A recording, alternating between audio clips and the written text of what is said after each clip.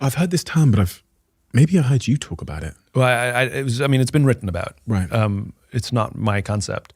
But quiet quitting is this thing where I don't quit the job, but I basically will dial back my effort and give you the minimum. So you pay me to do this job, and I will do the basic minimum amount to do the job, where you can't really fire me because I'm not really doing anything badly or wrong, but I'm also not going above and beyond at all, right? So there's this concept of quiet quitting where people are coming to work and they're just doing the minimum, doing their hours, doing their job, not volunteering or raising their hands or going, and that's it. And it raises the question, is that bad? You know? And I'm a great believer that it's all about expectation management, you know?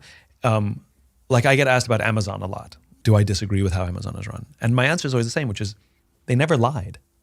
They didn't tell you it's a magical place to work where it's all kumbaya and we all we all hang out with unicorns every day. It's really amazing.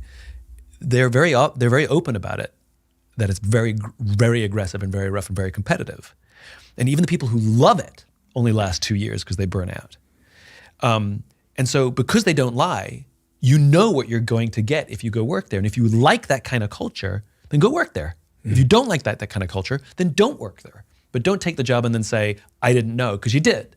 Like Apple, people say, well, Steve Jobs used to drive his people really hard. But you ask the people who loved working there, they will tell you, yes, it was hard and there was a lot of pressure, but I did the best work of my life.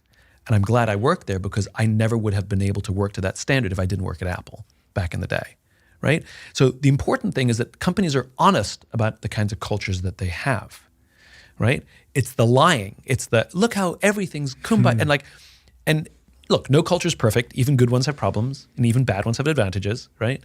But I think it's about managing expectations.